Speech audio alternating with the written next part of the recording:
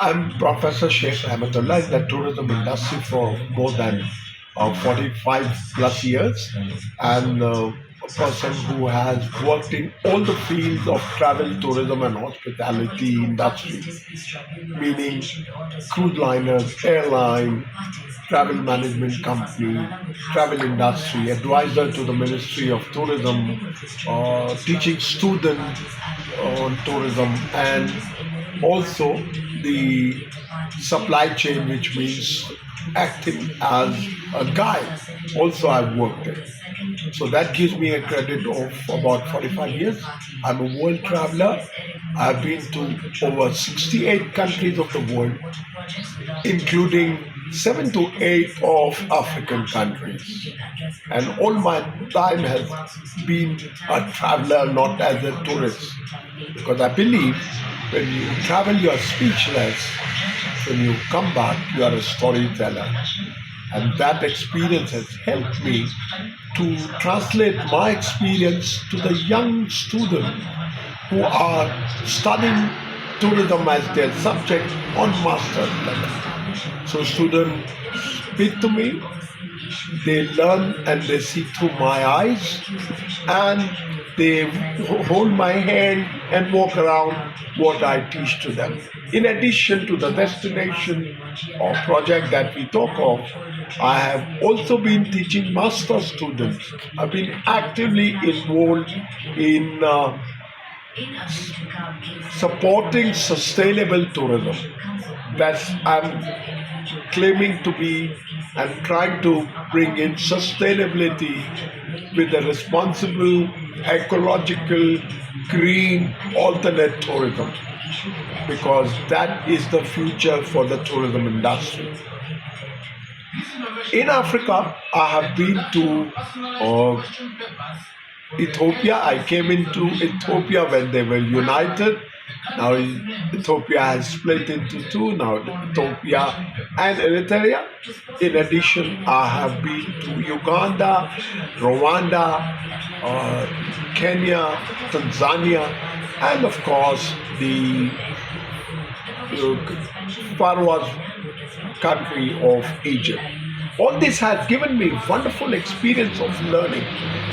Whereas Egypt is something totally different from a real African culture, but because they are in Africa, in the continent, they are falling under Africa. So first I talk about Ethiopia, my experience.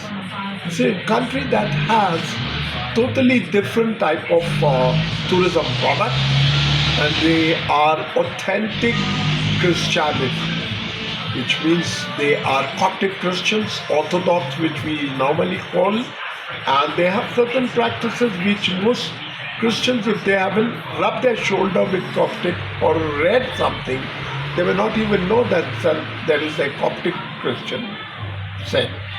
And there I have traveled into Ethiopia, to Harar, and to Nazareth and the city of Ethiopia. Also, I've been to Kampala, into Uganda, and Entebbe, Kampala, attended various tours and tourism exhibitions in Kampala called Pearl of Africa. Also, I've been in to Kenya, and now still I'm in Kenya before I leave for Tanzania. So these all has given me to understand few things. My experience suggests, and my observations are that Africa has great amount of potential. Africa has wildlife. Africa has ethnic culture. Africa has something which were the hidden treasures for which the foreigners came in and took that and colonized the whole continent of Africa. Having said this, the tourism has great potential. In recent years, we have seen UNESCO sites getting attention because with the help of digital media, we are seeing the growth of Africa on international awareness, and this awareness has brought people to think about Africa. Africa, my concern is four to five very important things that African countries need to bring in as some sort of change in. First and foremost is infrastructure. Infrastructure, I see many cities are getting much better infrastructure, but we need to really work from international point of view to bring in more tourists. So infrastructure remains an issue. Also, safety. People when think of Africa, they think, oh, there may not be a safe place to go. So that an area has to be addressed by authorities so that Africa get attention at all platforms. Again, we have some good amount of tourist attractions which are known to the world are mostly the pyramids and the Pharaoh valleys and so on. But in addition to all that, you also have like famous falls, Victoria Falls. You have the ruins of Botswana, if I'm correct into saying that, and also a few of the countries in Africa like Senegal, Gabon have yet to work hard and bring awareness. So digital platform is the best for them. Africa also experiences one more major problem on international platform, and that is the political stability. That has always remained a matter of concern. Yes, we see some politically stabilized countries in Africa which have been seeing growth, but then the youth in Africa need more for job providing by the government and the private sector.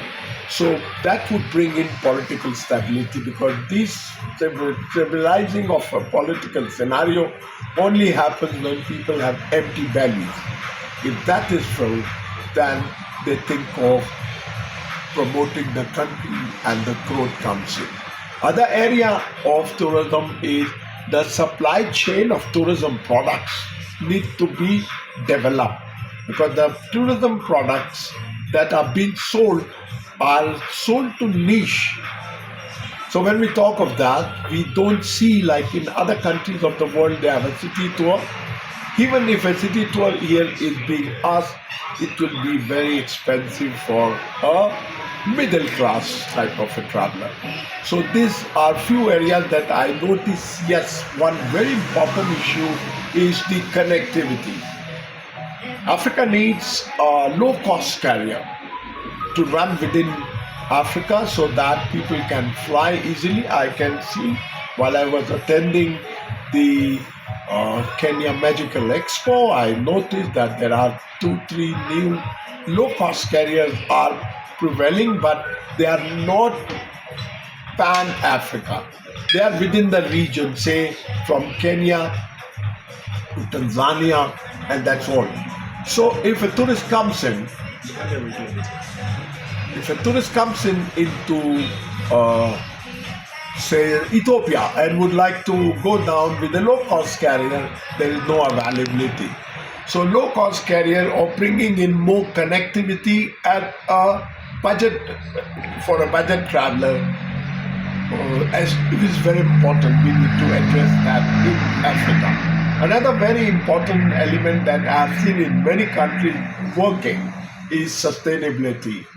I saw many students from different universities in Nairobi and outside Nairobi who participated in Kenya Magical Expo, and they were quite concerned about sustainable tourism, which is the future. If we don't talk of sustainable tourism, obviously that is going to affect the environment that we have, and we are experiencing this in many parts of the world. Awareness for sustainable, responsible, eco, green, alternate tourism need to be brought in a bigger aspect. Health, yes, you still need, say, for example, you go to many countries in the world, say Europe or even in Southeast Asia, they don't look for yellow fever, but yes, though COVID was something which was uh, affected by the entire world, but malaria vaccination are being questioned at various airport arrival points. So that scares normal tourists. Oh, this is malaria affected areas. I should not.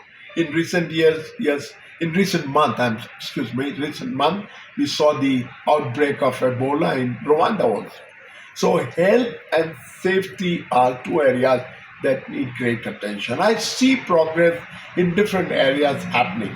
So with this is what I could say that yes, I have always believed that 21st century belongs to Asia and Africa. Now Europe and North America are getting beyond the reach of a middle class traveler because of the tourism product and their visa restrictions. So 21st century Africa has to come up with lot of facilities and processing of the visa at much faster pace than how it is happening for certain countries. I'm I'm very happy to see that few countries do offer electronic visa process and that comes in within 2 or 3 days time. That's definitely one of the important element that will promote tourism in this area. But to continue with the sustainable tourism is very essential for the growth of tourism industry. So for all my listeners, I wish them all the best for Africa's tourism growth. I'm Professor Shaikh Rahmatullah. Thank you for listening. Thank you.